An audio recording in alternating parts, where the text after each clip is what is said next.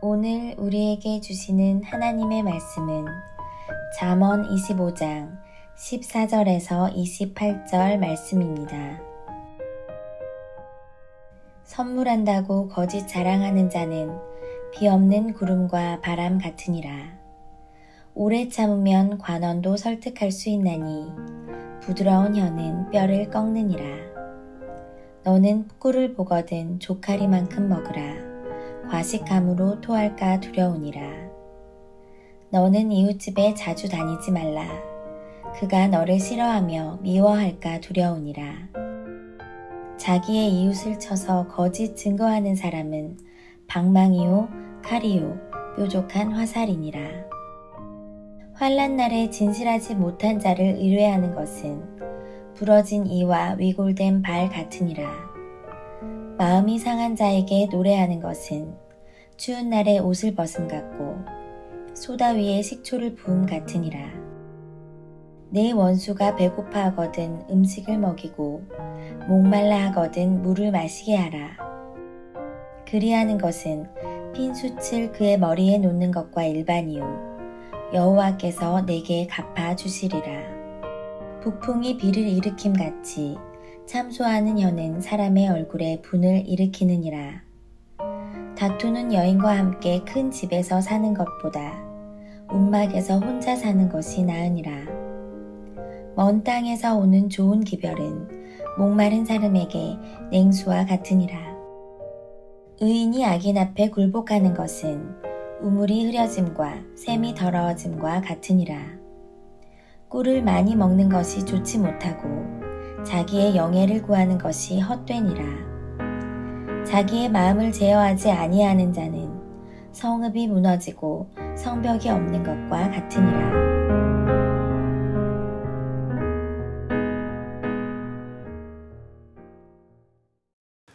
잠언 25장 오늘 본문의 첫 절인 14절을 보겠습니다. 선물한다고 거짓 자랑하는 자는 비 없는 구름과 바람 같으니라. 이 말씀은 직역하면 거짓 선물로 자신을 자랑하는 자입니다. 많은 것을 약속해 놓고 아무것도 지키지 않으므로 주위 사람들에게 실망을 안겨다 주는 사람을 뜻합니다. 오늘 본문 앞에 있는 25장 13절에 보면 무더운 날 얼은 냉수와 같이 주인의 마음을 시원하게 해주는 충성된 사람이 등장했습니다. 그런데 이어지는 14절에 나오는 사람은 자신이 마치 그럴 것 같이 잔뜩 기대감을 준 다음에 전혀 거기에 부응하지 않고 그냥 지나가 버리는 비 없는 구름과 같이 바람 같은 그런 존재라고 한 것입니다. 선물한다고 거짓 자랑하는 자는 비 없는 구름과 바람 같으니라 라고 했습니다. 저도 목회를 20년 이상 하면서 많은 사람들을 겪는 것 같습니다. 그래서 조금씩 그런 것들이 보여집니다. 충성된 사람이란 나에게 잘하는 사람이 아닙니다. 공동체에게 유익을 주는 사람이고 또 유익을 주는 것 같이 말만 하거나 행동하는 척하는 사람이 아니라 결과를 얻을 때까지 마지막까지 함께 수고하고 땀 흘리고 인내하는 사람이 정말로 주변 사람들에게 시원한 얼음 냉수와 같이 공동체의 마음을 풀어주는 사람인 것을 알게 되었습니다. 15절입니다. 오래 참으면 관원도 설득할 수 있나니 부드러운 혀는 뼈를 꺾느니라. 공동체 안에서 일을 할 때의 자세를 보여주고 있습니다. 일을 할 때 가장 어려운 것은 소통이 아닐까 생각합니다. 소통이 어려운 이유가 무엇일까요? 다른 사람의 말을 들어야 하는 데 있고 나의 주장을 하지 못하는 어려움에 있습니다. 대부분 사람들은 그래서 다른 사람의 말을 잘 듣지 않으려 하고 나의 주장을 많이 하게 됩니다. 좋은 결과를 얻기 위해서는 분명 여러 사람이 함께 일해야 합니다. 혼자 결정하고 그 일을 하는 것보다 함께 상의해서 어떤 결정에 도달할 때 훨씬 더 좋은 열매를 맺는 것은 분명합니다. 그러기 위해서 필요한 것이 서로 소통하고 상의하는 것입니다. 이것을 배워가야 한다는 것입니다. 15절에서 오래 참으면 관원도 설득할 수 있나니 라는 것은 계속해서 자신의 생각을 상대방과 나누려고 노력한다는 뜻입니다. 오래 참는다면 관원도 설득할 수 있다라고 했습니다. 그리고 나눔의 방법은 주장하는 말이 아니라 여기에 보니까 부드러운 혀를 사용한다라고 했습니다. 표현의 능력을 강조하고 있는 것이죠. 오늘날 현대인들이 필요한 것은 IQ, 지능지수보다 EQ, 감성지수라는 말들을 많이 합니다. 그 이유가 어떤 일을 할 때 처음 계획하고 방향을 결정하고 수정해 나아가며 마침내 진행해서 결과를 얻을 때까지 이 모든 일들은 혼자 하는 것이 아니라 함께 이루어 나가야 되는데, 그러기 위해서는 서로를 소통할 수 있는 감성지수가 중요하다는 것입니다. 이 감성지수는 다른 말로 공감지수라고 말할 수 있겠습니다. 오늘날 지식에 대한 IQ에 대한 부분은 인텔리전스 코션트라는 부분은 사실 인공지능이 우리보다 훨씬 더 앞서갈 수 있는 부분이지만 인공지능이 할 수 없는 부분은 여전히 EQ, 이모션 코션트입니다. 상대방이 원하는 생각을 빨리 이해해주고 또 내가 원하는 방향을 상대방에게 쉽게 설명시켜 줄 수 있는 것들, 이러한 일들이 잘 이루어지기 위해서는 표현하는 언어가 중요하다라고 말씀하고 있습니다. 부드러운 혀는 뼈를 꺾느니라 라고 되어 있는데, 이 부드러운 혀를 그럼 우리가 어디서 배울 수 있을까요? 그것은 가장 온유하시고 가장 사랑이 많으신 우리 하나님께로부터 배울 수 있는 것입니다. 그래서 말씀을 묵상하고 기도하는 지수, Spiritual Quotient, SQ 영성지수가 또 오늘날 많은 사람들의 입에 오르내리고 있습니다. 그러나 여러분, 이 영성지수는요, IQ와 같이 타고나는 것이 아닙니다. EQ와 같이 만들어지는 것이 아니라 오직 하나님과 함께함으로 받는 것입니다. 그리고 영성지수는 천재가 있을 수 없습니다. 누구든지 같은 시간 안에 많은 것을 주와 함께 동행함으로 이루어질 수 있는 것입니다. 요셉을 보거나 다윗을 볼 때 SQ, 영성지수를 얻기 위해서 하나님은 13년, 15년 동안 광야에서 또 고난 가운데 있게 하셨죠. 그 말의 뜻은 무엇입니까? 어느 누구도 그냥 하루아침에 뚝딱하고 만들어질 수 없는 것이 영성지수임을 우리에게 보여줍니다. 우리가 하나님 앞에 말씀 가지고 기도하며 삶에서 녹여낼 때, 그럴 때 관계 속에서 정말 좋은 영향력을 시끄럽지 않으면서도 바르고 선명하게 나타낼 수 있는 것은 그 마음 깊은 곳에 영성이 있을 때입니다. 그리고 주님의 긍휼의 눈으로 상대방을 대할 수 있을 때 가장 좋은 소통을 만들어낼 수 있고 좋은 결과를 얻어낼 수 있는 것입니다. 그리고 그런 사람이 공동체 안에 있을 때 바로 그가 보배로운 사람이 되죠. 정말 마치 추수하는 더운 날 얼음 냉수와 같이 우리의 마음을 시원하게 해주는 그런 보배로운 사람이 될 수 있는 것은 그가 그 안에서 영성을 가지고 좋은 인격으로 서 있기 때문입니다. 여러분들도 그렇게 여러분의 공동체 안에서 보배롭게 발견될 수 있기를 예수님의 이름으로 축원합니다. 16절입니다. 너는 꿀을 보거든 조커리만큼 먹으라. 과식함으로 토할까 두려우니라. 여기서 꿀이란 모든 즐거움을 상징하는 것입니다. 그러므로 16절은 모든 즐거움에 대해서 정도에 지나치지 않게 하라라는 가르침입니다. 하나님의 첫 작품이었던 아담과 하와가 에덴 동산에 있을 때는 동산의 모든 음식들을 마음껏 먹고 즐거움과 기쁨과 찬양으로 살아갔지만 그 모든 것을 과하게 하지 않았다는 것입니다. 그런데 타락 이후에 에덴 동산 밖에서 살아가면서부터 그들은 모든 것에 대해서 과하기 시작했습니다. 사랑에 대해서도 더 과하게 받고 싶은 마음이 생겨서 결국 가인은 질투 때문에 아벨을 죽이고 맙니다. 땅에 대해서도 과한 욕심이 생겨서 결국 타인을 희생하면서까지 그 땅을 넓혀 가려 했습니다. 그 외에도 몸에 들어가는 과식, 과움, 그리고 세상의 욕망을 따라가는 과욕을 부리며 인간은 그렇게 지금도 살아가고 있는 것입니다. 그 한 예가 이어지는 17절에 들어 있습니다. 너는 이웃집에 자주 다니지 말라. 그가 너를 싫어하며 미워할까 두려우니라. 일반적으로 이웃집에 숟가락이 몇 개간까지 안다 하는 것은 서로 너무 가까워서 서로의 집을 자기 집처럼 드나들듯이 한다. 아주 사이가 좋은 이상적인 관계라고 볼 수 있습니다. 그러나 오늘 이 본문이 절제와 관련된 말씀이라면 이웃을 너무 함부로 대하지 말라라는 가르침입니다. 가까울수록 더 예의 있게 대해야 된다는 말이 있죠. 인격을 가지고 기도하며 상대방을 대해야 합니다. 이것이 가족 안에서도 일어나야 합니다. 특별히 부부 사이에도 또 부모와 자녀 사이에도 이러한 일들이 일어나야 합니다. 그렇지 않고 가깝기 때문에 인간의 죄성을 가지고 함부로 대하게 되면 점점 관계가 어려워지고 깊은 골이 생길 수밖에 없는 것입니다. 빈번한 만남이 있다고 해서 우정과 사랑이 깊어지는 것이 아니라 하나님의 은혜를 붙들고 상대방을 고귀하게 대할 때만 우정과 사랑이 깊어집니다. 여러분 가운데 관계를 힘들게 하는 분들, 또 보고 싶지 않은 분들이 있을 수 있죠. 그러면 그가 누구인가를 한번 생각해 보십시오. 멀리 있는 사람들이 아닐 것입니다. 분명히 여러분 주변에 가까이 있는 사람들 중에 한 사람일 것입니다. 어떤 일 때문에 만난 사람일 수 있고 또 어떤 공동체 안에서 만난 사람들일 수 있습니다. 교회도 예외가 아닙니다. 매주 만나는 공동체이다 보니 자연스럽게 관계가 형성이 되고 그러다 보니까 어떤 일을 하면서 상대방을 새롭게 알게 되고 실망하는 일이 생기면서 오히려 더 멀어지게 되는 것입니다. 그런데 이러한 일들을 말씀을 묵상하며 자신을 돌아보는 기회로 삼으면 오히려 그의 영성지수와 감성지수를 많이 높일 수 있는 힘을 가질 수 있습니다. 요셉은 형들과의 관계가 매우 어려웠습니다.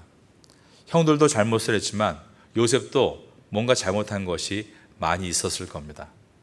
형들은 다 무색의 옷을 입고 있는데 혼자 일하지 않고 채색 옷을 입고 다닌 것 자체만으로도 그 모습이 상대방에게 어려움을 주었을 것입니다. 그런데 하나님께서 그를 어떻게 인도하셨나요? 훈련시키셨죠. 그리고 나서 사람들을 많이 이해할 수 있도록 종의 훈련도 시켜주시고 또 감옥에서 죄수의 훈련까지 시키시면서 그는 가장 낮은 자리에서부터 모든 사람의 마음을 이해할 수 있는 사람으로 준비되어 갔습니다. 그러자 애굽의 총리가 되어서 모든 사람들을 품어 안을 수 있었고 심지어 자신을 노예로 팔아버렸던 형들을 만났을 때에도 그 형들뿐 아니라 그의 자식들까지 품어주는 놀라운 사랑을 보여줄 수 있었던 것입니다. 이처럼 우리가 어떤 상황에서 어려움을 만날 때는 우리의 영성지수와 감성지수를 높이기 위해서 주시는 주님의 은혜라는 것을 기억해야 합니다. 이스라엘 땅에서 이 목자들이 들판에서 양들을 인도할 때 수많은 양 사이에 반드시 염소 한두 마리를 넣어둔다고 합니다. 양들의 특성은 쉽게 길을 잃고 헤매다가 패닉한다는 것입니다. 그런데 그때 이 염소가 리더 역할을 한다는 것이죠. 염소는 성질이 굉장히 강합니다. 그래서 툭하면 뿔로 상대방을 들이받는데 우리 양들과 함께 할 때는 성질이 온순해진다라고 합니다. 이러한 예에서 볼 때 염소는 좋은 의미를 보여줍니다. 양의 입장에서는 염소가 함께 있는 것이 피곤할 수 있죠. 그러나 염소가 있으므로 얻는 유익들이 많이 있다는 것입니다. 목자는 그것을 잘 알기에 염소 몇 마리를 고의로 양들 안에 넣어두는 것입니다. 여러분도 만나는 사람들 중에 나와 똑같은 성격과 또 똑같은 감성을 가지고 그래서 이해하기 쉽고 편하고 유순한 사람들이 있죠. 그런데 그렇지 않고 나와 전혀 다른 성질로 이해하기 어렵고 불편하고 긴장을 만들어주는 사람들도 있을 것입니다. 그런데 여러분, 그 모든 것을 하나님께서 나에게 붙여주셨다는 것을 생각하셨으면 좋겠습니다. 그리고 나의 감성지수와 영성지수를 올리는데 그들이 도움이 된다는 것을 우리가 생각하고 오히려 나를 더 성숙하게 갈아내는데 그들의 도움을 받고 있다라고 생각하시면 좋겠습니다. 좋은 기회라고 생각하시면 좋겠습니다. 좋은 기회를 선용할 수 있는 여러분 될 수 있기를 예수님의 이름으로 축원합니다. 아래에 있는 21절을 보겠습니다. 내 원수가 배고파 하거든 음식을 먹고 목말라 하거든 물을 마시게 하라. 인간관계의 모든 주권이 하나님께 있다라는 오늘 가르침의 마지막에 목표가 원수에 대해서 말씀합니다. 여러분, 원수를 우리가 어떻게 선대할 수 있겠습니까? 그런데 하나님 말씀은 구약과 신약이 동일하게 그 원수를 선대하라라고 말씀하고 있습니다. 내 원수가 배고파하거든 음식을 먹이고 목말라 하거든 물을 마시게 하라. 바로 이것이 기독교의 정신입니다.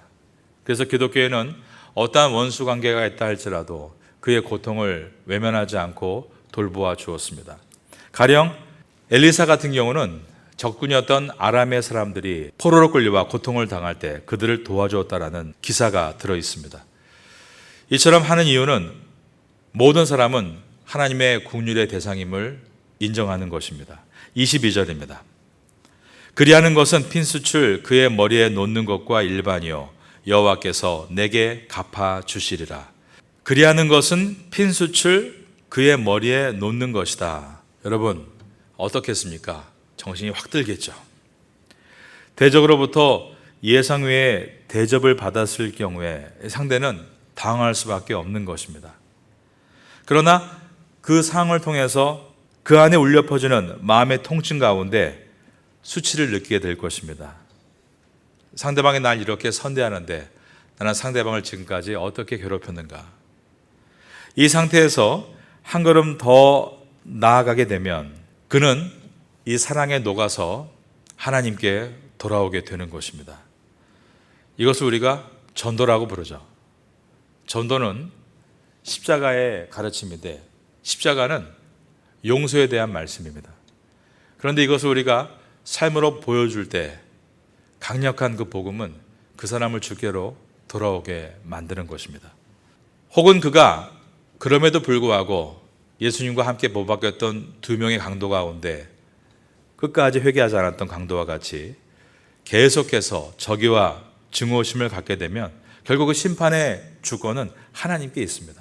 하나님께서 심판하시는 것입니다. 그러므로 우리가 해야 될 일은 하나님의 말씀처럼 끝까지 원수에 대한 사랑과 받아줌의 태도입니다. 바로 그런 사람이 하나님께로부터 칭찬과 평강을 얻게 된다고 말씀하셨고, 바로 그런 사람이 있을 때 그 땅에 다시 얼음 냉수와 같이 시원한 은혜가 임하게 될 것이다. 25절을 보겠습니다. 먼 땅에서 오는 좋은 기별은 목마른 사람에게 냉수와 같으니라. 여러분, 먼 땅에서 오는 좋은 기별, 바로 굿뉴스, 복음 아닙니까? 내가 하나님을 믿고 변화되어 가고 있다는 것, 이 사람이 이렇게 변화되어서 나를 용서하겠다는 것은 엄청난 복음으로 그에게 다가옵니다. 왜냐하면 지금도 살아 역사하시는 주님을 그의 살아있는 모습을 통해 발견할 수 있기 때문입니다. 그가 행하는 모든 것은 살아있는 복음이 되는 것입니다. 의에 줄이고 목마른 사람들이 오늘날도 세상에 많이 있습니다. 그들에게 그리스도의 의로 다가가서 마치 얼음 냉수와 같이 시원하게 그들의 마음을 풀어줄 수 있다면 가장 좋은 전도자가 되는 것입니다. 태국 땅에 그러한 전도자가 있다면 이 태국이 얼마나 놀랍게 변할까 다시 한번 생각하게 됩니다. 똑똑한 IQ와 세상적인 EQ에만 머물지 말고 하나님과 함께 깊은 만남 가운데 SQ, 온전한 믿음의 사람이 되어서 이러한 더운 추운 날에 얼음 냉수와 같이 사람의 마음을 시원하게 해주는 그러한 좋은 사람 될 수 있기를 예수님의 이름으로 축원합니다.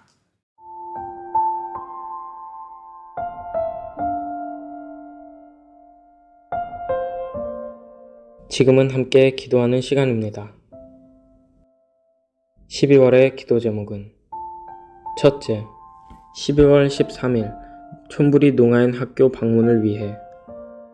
둘째, 12월 24일 태국 예배부 크리스마스 전도 집회를 위해. 셋째, 12월 30일 한동대학교 선교팀의 반증자의 고아원 선교를 위해.